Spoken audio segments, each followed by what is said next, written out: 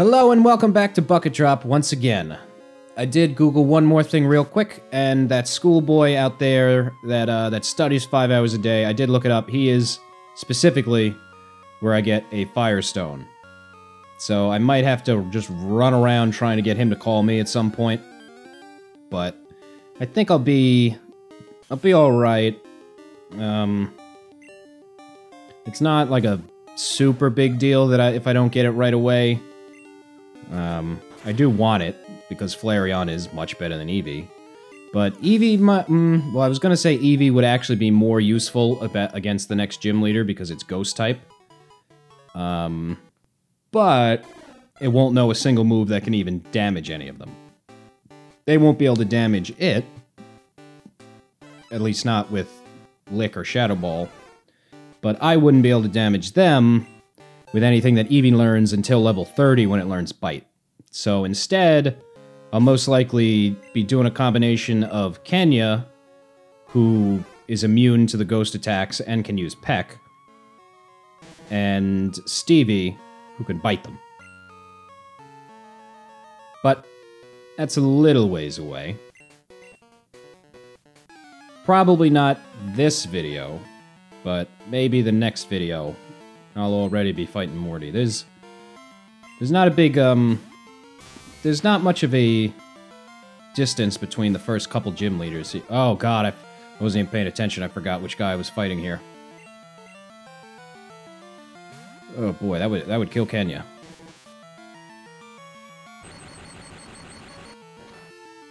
Okay, good. Just don't paralyze me, cool. Alright, well, that spreads the experience around a little bit. Oh, nice. Alright, Sparky's pretty good. I'm sorry that I said you were super weak, Sparky. Oh, he's got a berry! The Pokefans give their Pokemon... Or, no, not Pokefans. I think they're called Pokemon lovers. They give their Pokemon items because they love their Pokemon. They might be the only trainers in this entire game that give their Pokemon items. Boosted, 183. Man, that would have been almost 400 experience. Someone would have leveled up. Yeah, oh, it is Pokefan. My Pokemon. Look at... Oh, man, look at his cute little kid. He's angry about something. He's angry about me, but that is an adorable little Pikachu costume, even though it's the wrong color. I understand it, though. They didn't want to... They couldn't put too many colors on the screen at once, so they didn't want to... If you notice, the trainers are generally not very colorful. I don't know if it's because... You know what? I guess it wouldn't have anything to do with how many... I'm trying to think. That might not have been a problem by the Game Boy Color. At least with, like, the Nintendo, like the original Nintendo, the NES, you could only display a certain number of colors on the screen at once. And that's probably not a problem anymore. So, like, if you watch older if you look at older games, you'll notice only a couple colors show up, which that's what they're 8-bit. Because I don't remember if it's directly correlated that you can only have 8 colors on screen, but it's something similar to that. So a lot of stuff has very similar colors in older games, and generally there was, like, no shading on anything. There's like, if this is blue, it's blue. Like, you see how Cubone's skull has lighter parts and darker parts? None of that on the NES. If you were brown, you were brown. If you were grayish like that, you were grayish. There was no light gray and dark gray. Just come on, you can only have 8 colors on screen at once. I tried to actually keep that in mind when I was back. I used to make sprite comics. I can't remember if I mentioned that. Get used to hearing me say that. I used to make a Mega Man sprite comic long before I ever even played a Mega Man game. I made a Mega Man sprite comic for years. And I didn't play any Mega Man games until recently, really. I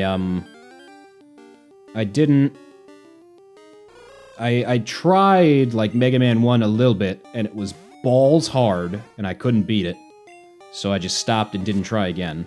I had, you know, that's not true. I did have the Mega Man collection on the GameCube, which, if you have the Legacy collections that they have now, it was like that, but all together in one game. It was like I don't... actually, you know what? I can't remember if it had the oldest... Like, I can't... I can't remember what games in it, but it was a lot of games, and it was... It might have just been the Super Nintendo era ones, so starting from Mega Man 7. Which, whatever it was a great deal. I got it for like 20 bucks, and it's like 11 games. So it's like, I don't know, let's say... Mega Man Legacy Collection 1 and Mega Man X Collection 1 and 2. Yeah, this guy is the one that will eventually call me for a Firestone. And this chick will give me a squirt bottle. When I sprinkled water on that tree, it jumped. It just has to be a Pokemon. Oh, damn it, I was wrong. That's so annoying. I do have to go back. But, wait. I like to do this.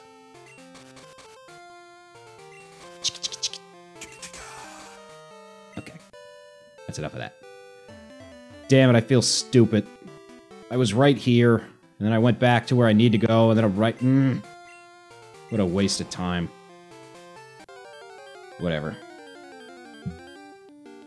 Whatever. Abra! Usually catching Abra is a crapshoot, because it just teleports away. You can put it to sleep if you have that available to you, but I don't. Also, I can't catch anything, so... Moot point. Dead Abra. Dead-ass Abra. And I'm sure you know what I'm about to say here. I completely forgot what I was talking about when I was in the natural forest right there. National Park. Not National Forest, not Natural Forest, not Natural Park. National Park. Oh, I used the wrong move. I gotta put Bite back on top.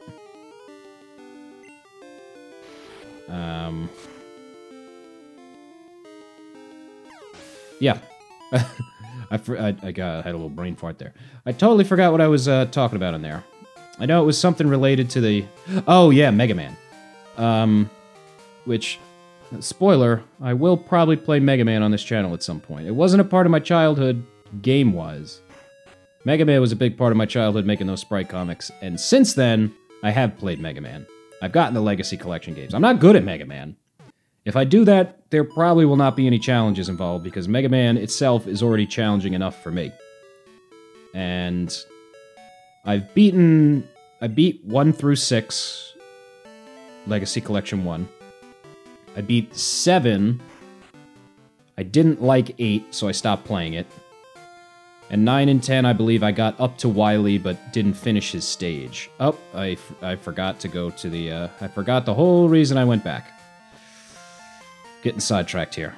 Yeah, so I completely completed Legacy Collection 1. I did we'll say most of 2. If I beat Whitney, I wonder if she'd give me her water bottle. Just get your own fucking water bottle. They sell them at every convenience store. Go to a bodega. Just pour some water on it. Pee on it. Do what you gotta do. Imagining like a South Park Pokemon where you could pee on it and then it attacks you and then it kills Kenny. Ah, you bastard! I don't know what that voice that was. That was not a South Park voice right there. Yeah, so I mostly completed Legacy Collection 2. I didn't play 8 at all. I got close to the end of 9 and 10 and I beat 7. For the X Collection, I think I beat X1 and I'm up to the last stage of X2, and I'm like halfway through X3, and I haven't played the second X Legacy Collection. And I have yet to buy the Zero collections. I wanted them, they're on my wish list, and I'm waiting for them to go on sale. I haven't bought them yet. But I am worried about the same issue that happens when you play... They didn't... I was hoping that they would fix this issue that the originals had, which I've never played, but I know about it. Similar to a lot of Game Boy and Game Boy Advance games, the screen squish is ridiculous. You have to play them so slowly. Like Mega Man, you can kind of just keep going, run and gun. Mega Man Zero, you need to go slow, man, because the enemies are you're so close to the edge of the screen, and the enemies just appear. And if you go off the screen and they disappear, they'll spawn again immediately. So you have to take things slow, and you can't really backtrack, and it's really disorienting from what I've watched. Like I said, I haven't played them. I've played Mega Man ZX, which is supposed to be like a hybrid of Zero and X. Oh man, I hate killing that thing. It's the only chance. So now it's gone forever. Alright, now if I talk to this guy... You clear that wretched tree! He gave me the TM for Rock Smash. So was he... Happens to be Rock Smash. You can shadow rocks. If any rocks are new. Like, was he planning on smashing Sudowoodo? Because, let me tell you, man, that's not cool. Before I go down there... Oh, I need to unload some stuff into the Pokemon Center. Get rid of some items, because I'm full. Let's see. It took me a while to figure out that you could deposit items. And when you're playing Red, Blue, and Yellow, you really need to... Oh, this is one of those bitter items that makes your Pokemon hate you. Yeah, I can deposit that. Oh, that's another one. I can deposit that. I can deposit this, because I don't have anyone that can use it, and I never will. No, Revive. I was going to say Revive is useless, but it's not. I'm thinking of Nuzlocke. Oh, that might be all I can deposit for now. You know what? No, I don't want to... Self-cure for confusion. That's more situational. The X items are extremely good. I never use them unless if I'm doing a Nuzlocke, though, because otherwise you don't really need them. Get rid of the Repel. I'm probably not going to wind up using it. I can come back for all this shit later. So... But yeah, in Red, Blue, and Yellow, you really need to... You need to deposit items, because everything... You don't have separate... In the newer games, there's no limit to how many items you can hold. In this game, there's a limit, but it's in different pouches of your bag. In Red, Blue, and Yellow, it's all one thing. So, like, at some point, I just had to stop collecting items, because if I had a TM I didn't want to use, it was just in the bag forever. I had to either use it on someone that I didn't want to teach it to, or sell the TM. And, like, some of the key items only get used once. Like, after you do the SSN, you never use the ticket again, and it would just sit in my inventory forever when I was a kid. You put that shit in the... Put that shit in the box. You get so many TMs, and none of them are named. So, in order to... You put it in the box, because you're like, okay, I wasn't going to use that. This guy gives... Speaking of useless TMs, this guy gives me Roar. But, I'm here, so I might as well collect it. So yeah, you put a TM in the box, because you're like, I'm not going to use this now, I'll save it for later. But you can't check what the TM is until you click on it and say, I'd like to teach this to someone. So so when you're like, oh, I put the TM for Psychic in the box, which that's stupid. As soon as you get Psychic, you teach it to someone. It's TM29. But you could be like, this fatso right here is the one that I'm supposed to give Kenya to. But I'm not going to.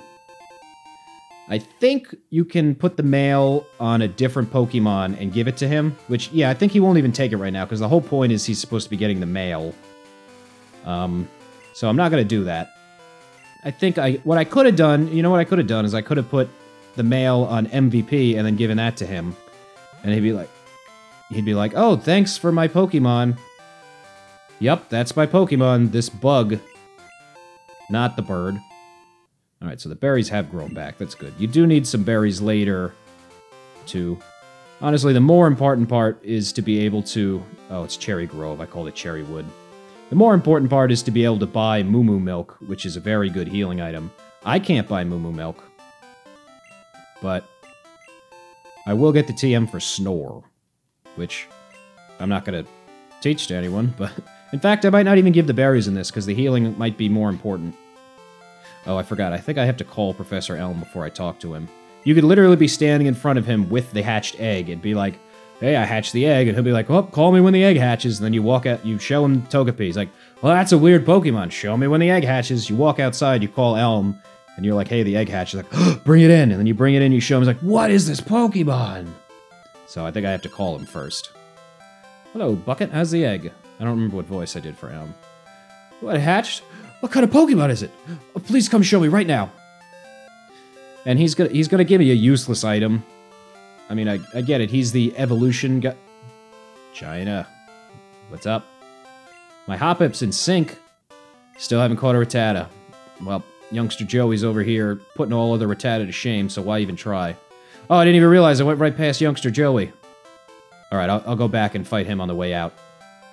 Okay, I can avoid all the grass here. Yep, I didn't mean to do that.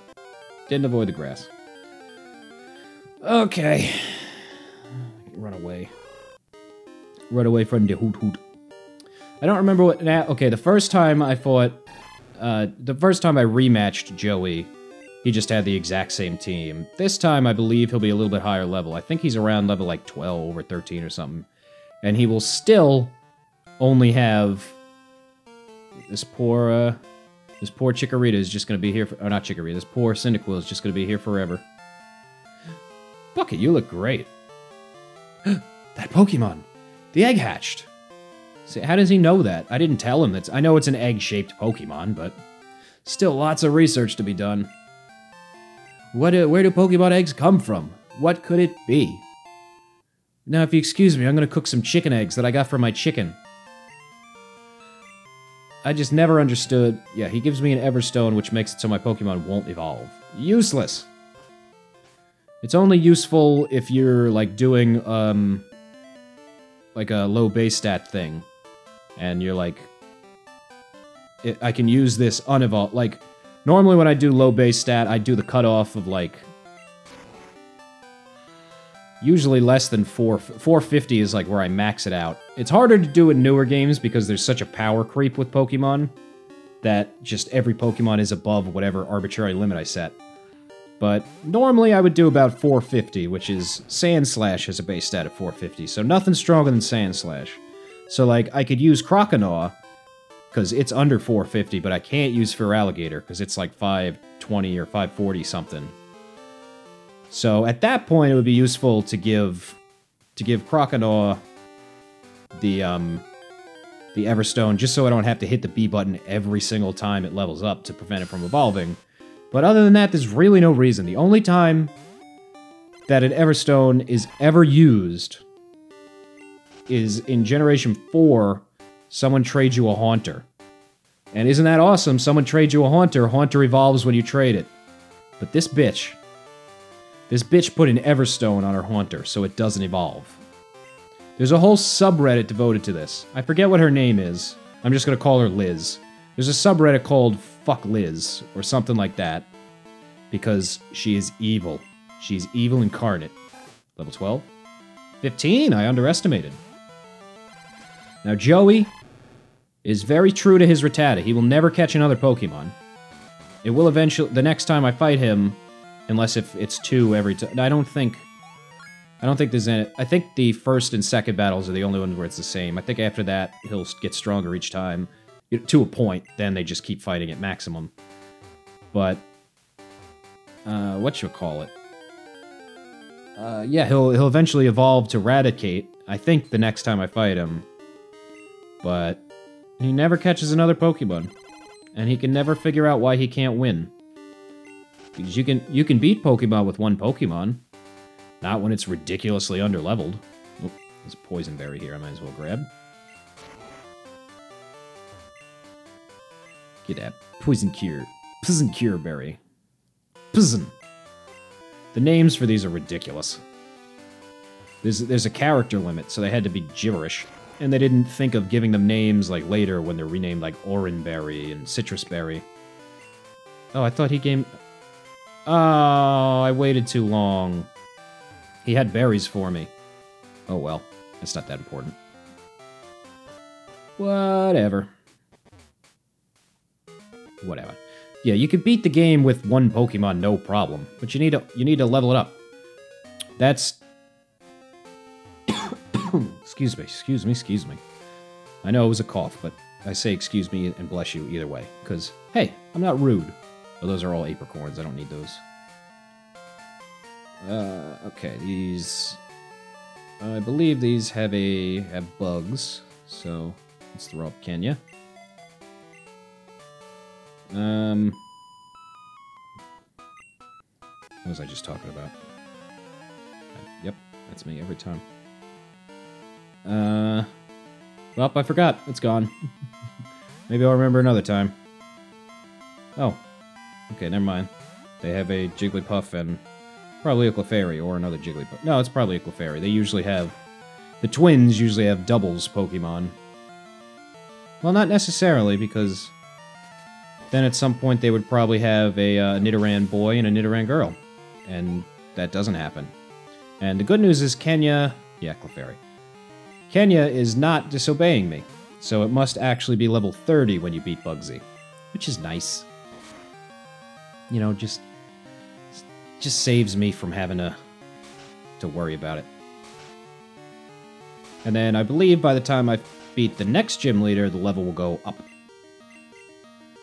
Probably just to 40. I don't think it jumps all the way to 50. I was thinking that it's like every other badge. Like it starts 10 and then goes to 12. No, I don't know. Maybe the initial level is actually 20. Oh, so in the remakes, there's actually a very difficult double battle right here. I can't remember if it's instead of them or in addition to them, but right here, it's two trainers looking at each other, and they'll have,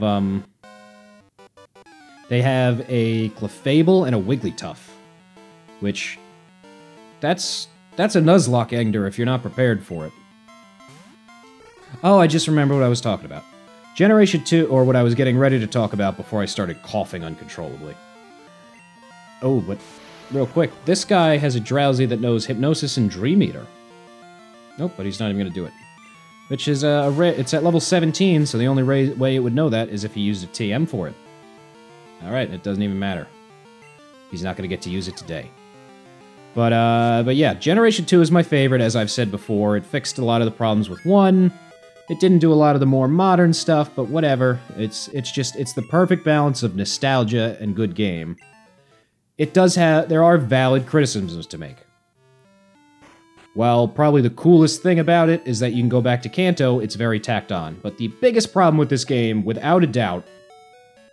Hey, Bill.